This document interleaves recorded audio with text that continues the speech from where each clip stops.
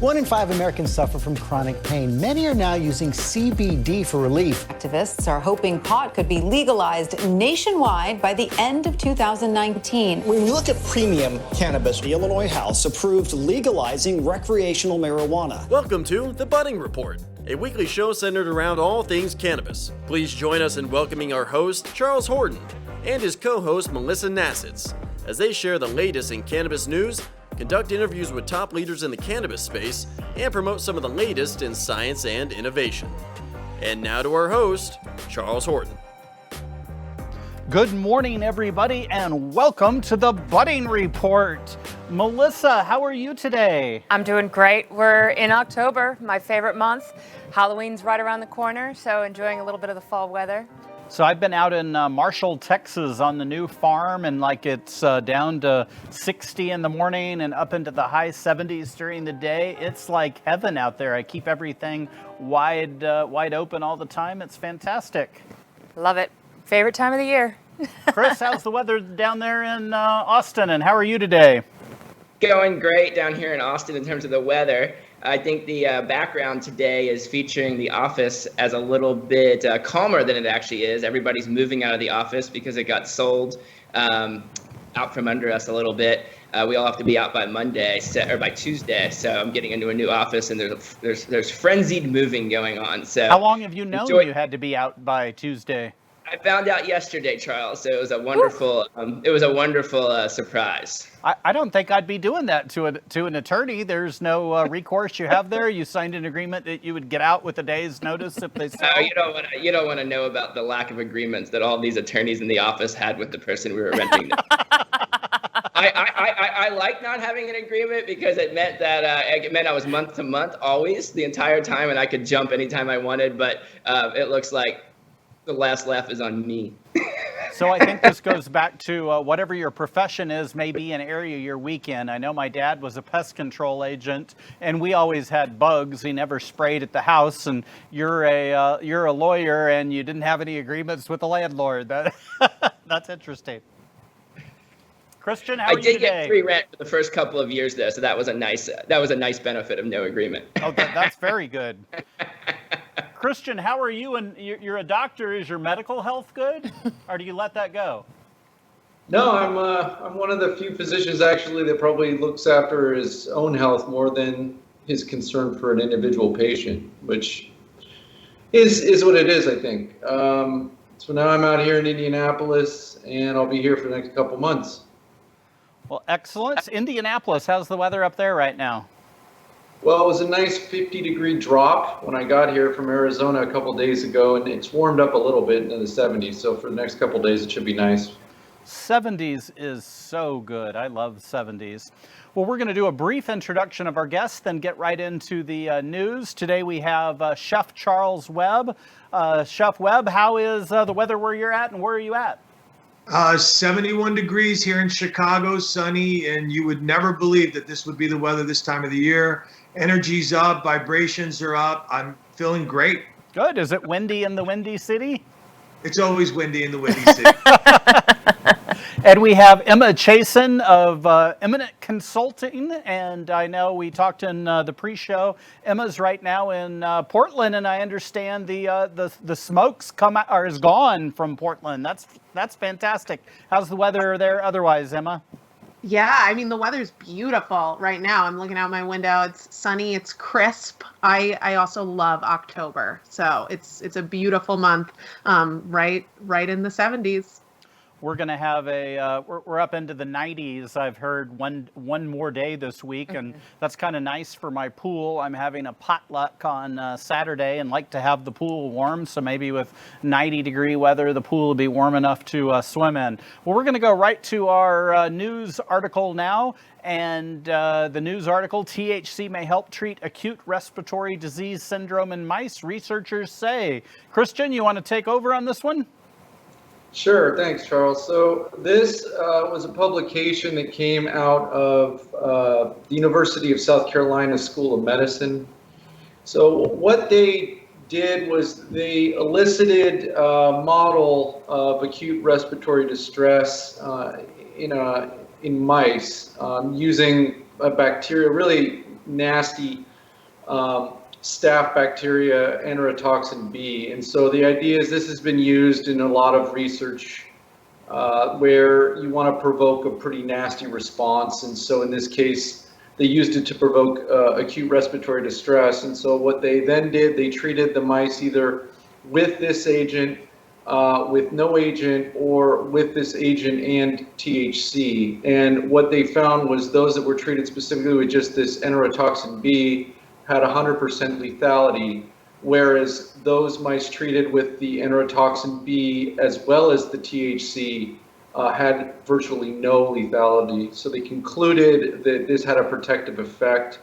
They also went into an investigation of how this resulted by measuring RNA, showed that certain genes were upregulated that then signaled certain molecules involved in downgrading kind of the inflammatory response. And so I think this is exciting. It's new to me that THC was brought into, you know, the realm of CBD, that it has this anti-inflammatory potential. It certainly makes sense that it should. So I think a lot of things are going to come from this study.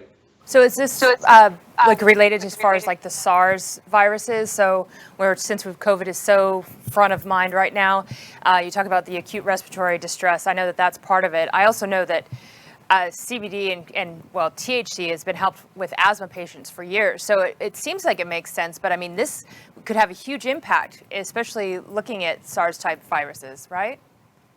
Yeah, certainly. And because there's a lot more, I think, experience for people that will inhale THC versus CBD products at this point, it could be that much more potent in its potential to kind of reduce this lung inflammation that I think is really the hallmark feature of respiratory distress in these COVID patients. So I would think you would need to take the THC in some way other than smoking. I did have COVID, and I'll tell you that I can't say that I was smoking because we're in Texas. But if I was smoking, I may have needed to stop when I got it because it was aggravating me so much. Yeah, that's certainly the case.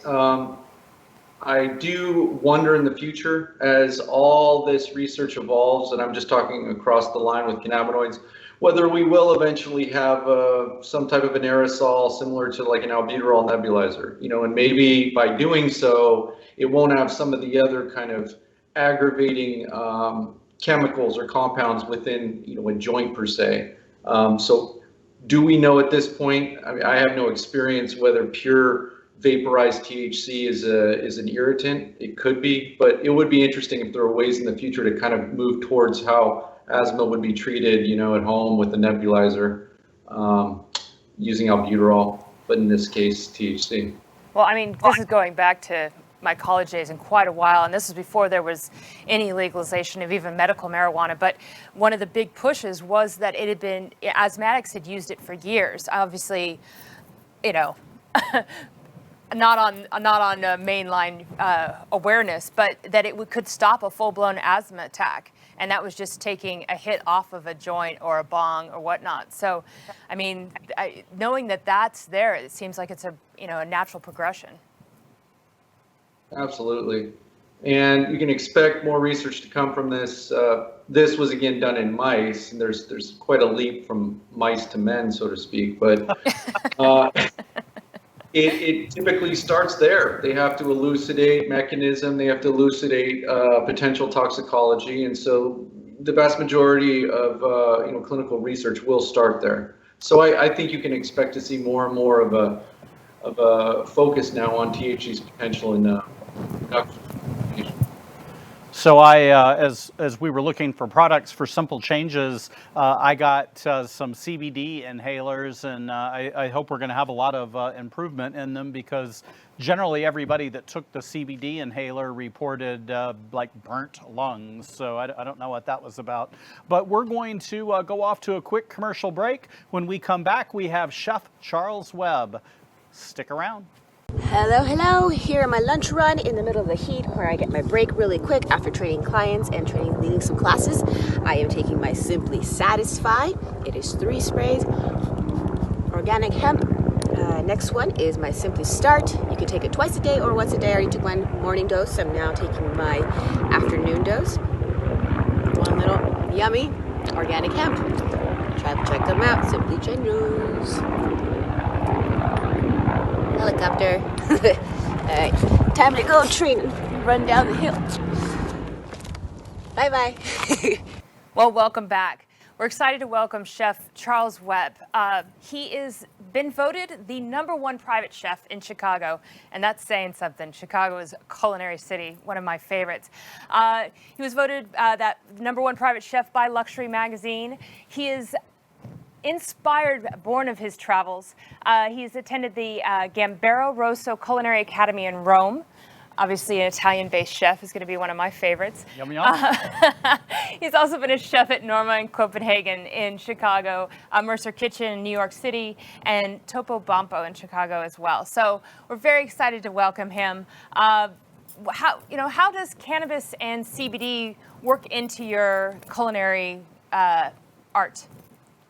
Yeah, so good morning, everyone.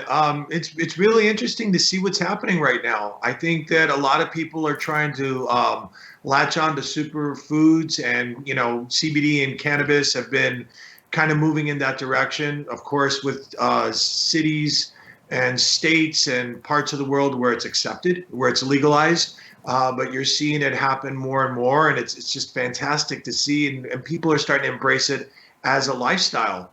Opposed to a recreational push. So, the medicinal value of it, the lifestyle value of it, opposed to just simply recreational. Excellent. So we understand you're working on a digital series called Chef on Tour, and it will extend into the cannabis and CBD world. Can you elaborate a bit on that for us? I'd love to. So #Chef on Tour is a culmination of culture, community, food, art wrapped up into travel. We create micro content around the world, choosing 40 cities where we create 2 experiences in each city. And each experience is 30 to 40 guests that are handpicked and vetted, and they're invited to this food, beverage, and music experience in a potentially UNESCO World Heritage Site. So it could be La Sagrada Familia in Barcelona. It could be a temple in Myanmar or Burma, whatever, as you know it. Very, very dynamic. And so the interesting part about it is the whole idea started as a cannabis jaunt across the world, and creating really fun and exciting and engaging content around food that was with cannabis. And that has evolved. It got slowed down. It moved into something else. And now the rendition is #Chef on Tour, but with a new angle. And I believe that after we do our 40 cities, integrating in there, we will also be in where it's legal, of course, those cities. So, or actually it's decriminalized. So it could be a city like Montevideo in Uruguay, or Tel Aviv in Israel. There are a lot of cities that are taking very proactive stances on it. Copenhagen has Christiania, which is a kind of a community inside of a community, Montreal, etc. So I have, sorry, Christian, one quick question on there. So I have good friends that own a game lodge in South Africa, and I was going down there for business. And the last time I went, they had fully legalized marijuana. And this guy's a 5-star chef. I'd love to connect you and have you go there and maybe teach them some of cannabis cooking, and then they could make that like a special for a couple of weeks. It was really cool going there for the first time and telling them in advance, could you have some cannabis for me? And they did, out in the middle of the bush. Sorry to interrupt you, Christian. Go ahead. Oh, no problem. So based on the traveling that you've done so far for this production, what's your initial impression of cannabis at kind of the global scale?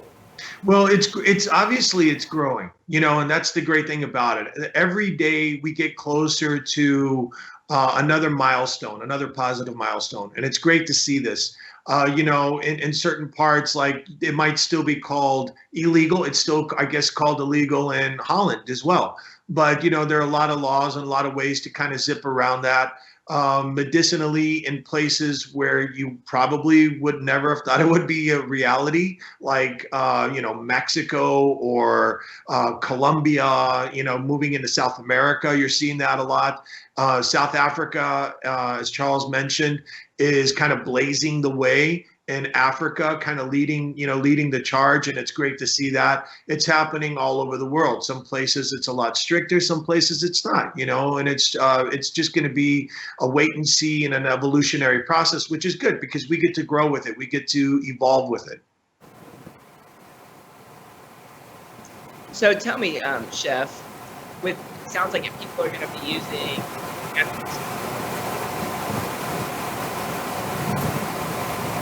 Chris, we can't hear you. Oh, no. Well, I heard that. Try again. Well, it sounds like people are going to be using cannabis pretty much in every aspect of their lives. Are there any transitional aspects that we need to be aware of as people transition to using cannabis when maybe they hadn't been using it before? Yeah, it's really interesting because I think that there are a lot of things that are happening. I think the dosage is starting to change. There's kind of like a movement for a light cannabis. You're starting to see people trying to, obviously, standardization of the product. Food is extremely important. People understanding where their tolerances are at, that's going to be, that's a huge challenge.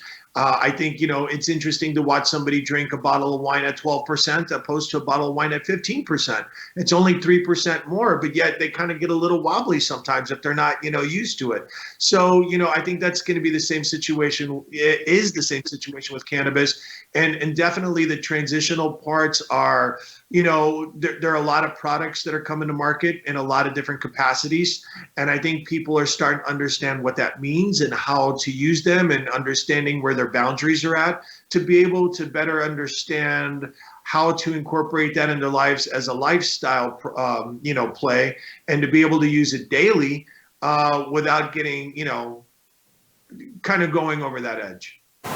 So, Chef, I have a question simply on a culinary aspect, especially having trained in Italy. So Italian food is one of my favorite because it's based on true flavors, not covering thing over with sauce. It's all about letting the simple flavors, the olive oil, the fresh spices, the actual quality of produce and meats speak for themselves. So with cooking with cannabis and having such a distinctive flavor, what's your favorite way to incorporate it? What would you recommend for us at home?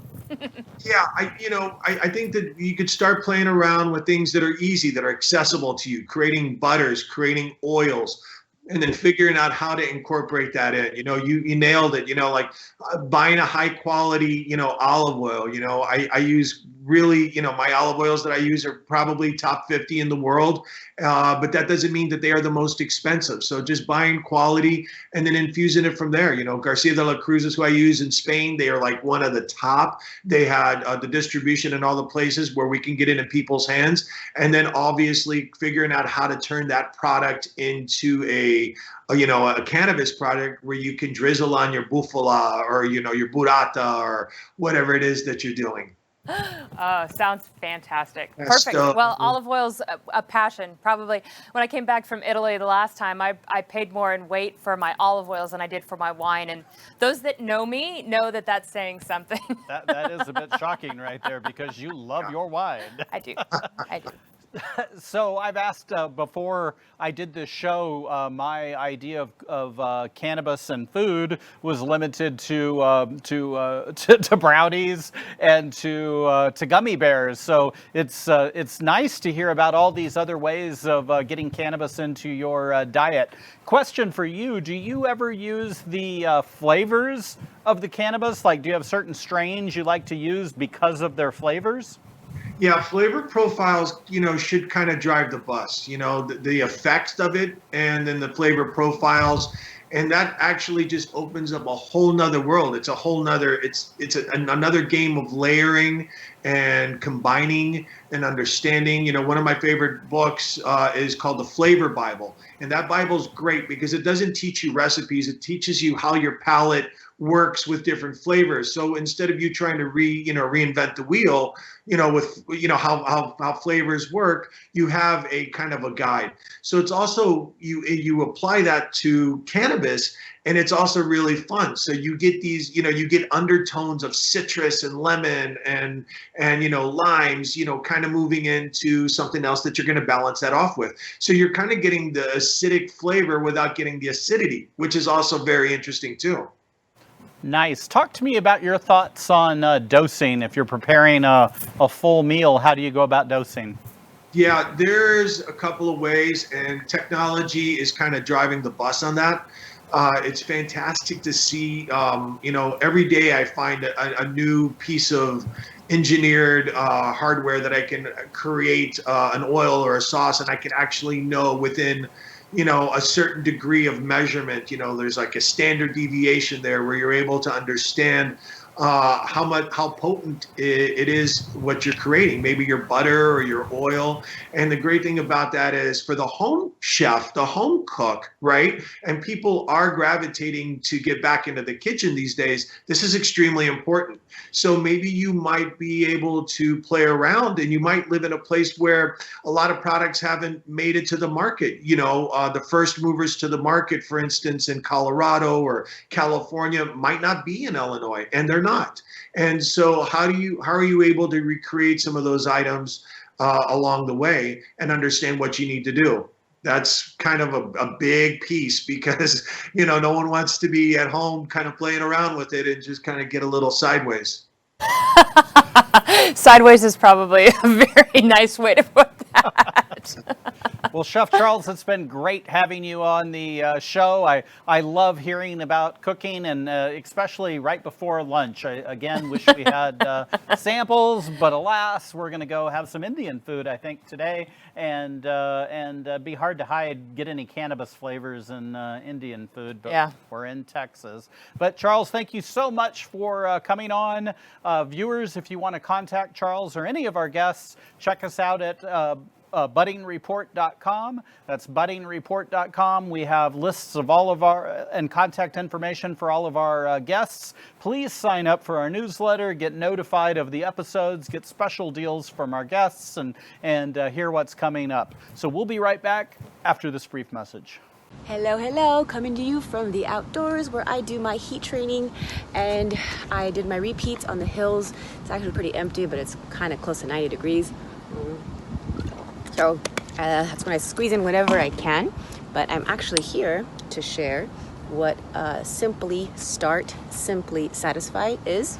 So this organic hemp oil, this is the serum Simply Start, and you can take it twice a day or once. I already took both of them in this morning, so now it's lunchtime. Real quick and easy, yummy, delicious, 30 calories. The other one is Simply Satisfy, so it's a spray.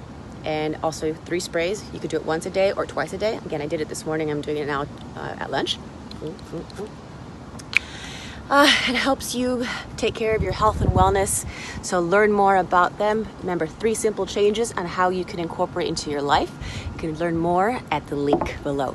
So stay safe and keep moving, keep training, and take care of your spirit, mind, and body. So now we get to welcome Emma Chasen. She is a cannabis educator and consultant for Eminent Consulting.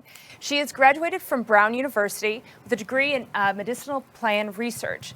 She was the best bud tender in Portland for 2016 and has been featured in Newsweek, MG Magazine, Forbes, High Times, and many, many others.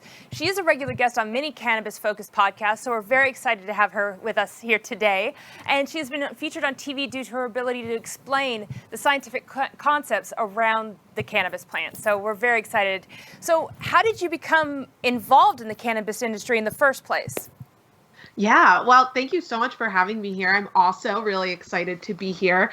I did have more of an academic background before joining the legal regulated cannabis industry here in Oregon. I am a born and raised East Coaster, so born and raised in New York, went to school at Brown in Providence, Rhode Island, and then did some oncology research with the Brown University Research Group. And I thought that that could be where I kind of intersected my love of plant medicine with the emerging cannabis industry and the emerging movement. This was back in 2014, 2015, of specifically the therapeutic action of cannabis. And I actually did have a brilliant professor from Brown propose a cannabis trial to the research group that I was working at. And I mean, of course, legality would have prevented that. However, my supervisor just did not approach that conversation with any shred of respect, I'll say. She kind of laughed him out of the office. And so that was the straw that broke the camel's back for me to kind of get out of there, that was not the place that I wanted to continue working. And I packed up my car and drove across the country to Portland, sight unseen, and it serendipitously aligned with the early onset of adult use sales in Oregon at the time. So there was mass hiring going on in the cannabis industry. And I very luckily found my way to Pharma, which is a dispensary in Portland that takes a more scientific approach to cannabis. And I joined as a bud tender, quickly worked my way up to general manager, and then just really leaned into the immense need for education in the cannabis industry. So this is an industry that's, was wild, wild west just a few years ago, and we're evolving. And part of that evolution comes protocols and rules and all of that. Where do you think we are right now, and how can we best ethically evolve the cannabis industry? Yeah, I mean, it's very fascinating because each market, each state has its own very specific path of evolution. I think that we can now look to Oregon, Washington, Colorado, as they've set precedent for not only best HR practices within the industry, but also compliant practices, as well as consumer education, both from an industry perspective as well as a public health perspective.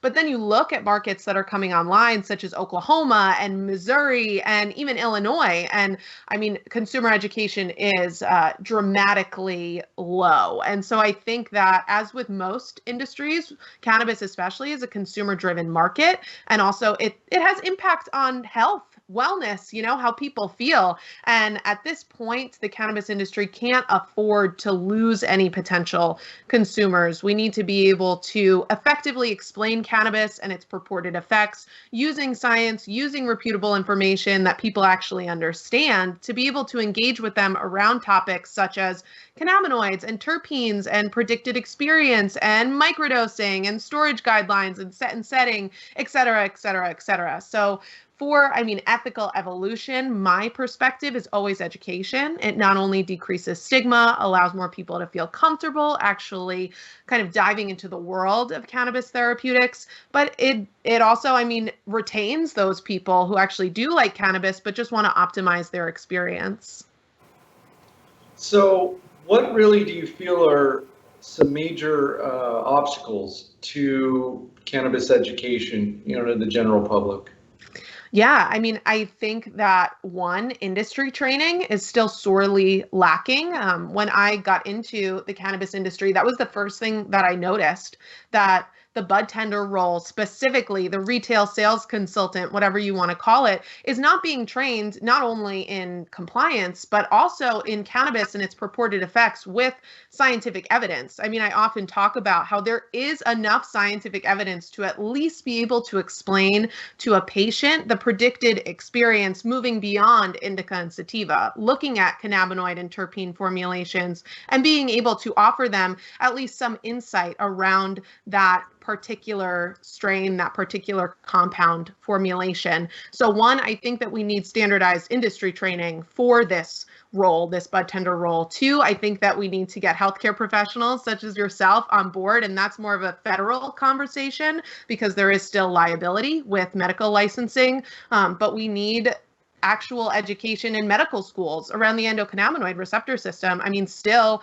less than 5% of medical schools actually teach on that subject, which is egregious. And then furthermore, we need public health education that's being put out by public health specialists in different governments. Again, we saw the kind of breakdown of what happens when we don't have that kind of information accessible to consumers with the vape crisis that happened, where people did not know how to evaluate their products. They didn't know what questions to ask. They were under the assumption that vaping is healthier than smoking. And then we had a huge population of people who were going through respiratory failure. And that, I believe, comes from the lack of good information out there, not only from the industry, but also from your regulatory officials and your healthcare providers. Do you think, Emma, that this, in terms of law and changes of law, do you think that taking it off Schedule 1 would be, in the federal level, would be something that would help that problem? It does seem like this lack of quality information is a huge issue.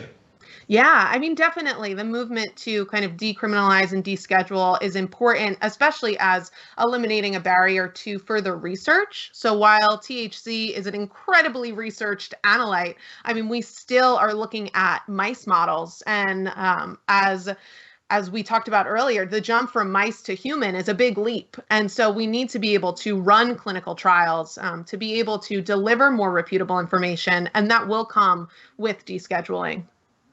Who are your clients? What consulting do you do? Who would hire you? Sure. So I talk about it as if I have two arms to this business.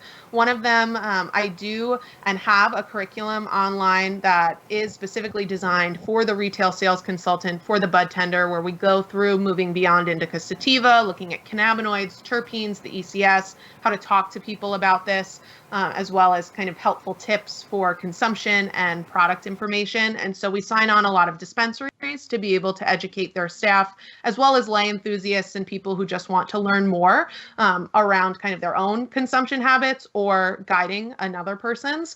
And then we also work directly with entrepreneurs who are looking to either emerge into new markets. So we'll do all the kind of boring administrative stuff like write applications and help them digest regulations. But then we also really love to set them up for success in their chosen market by adopting a science-forward initiative marketing strategy, as well as a craft ethos. For me, coming out of Portland, craft rules, right? We have craft food, craft wine, craft beer, and it's important that we also have craft cannabis. This is a plant medicine, and so I believe it should be cultivated accordingly using organic cultivation methodologies, as well as being able to process it and put it into products that are actually going to work for people.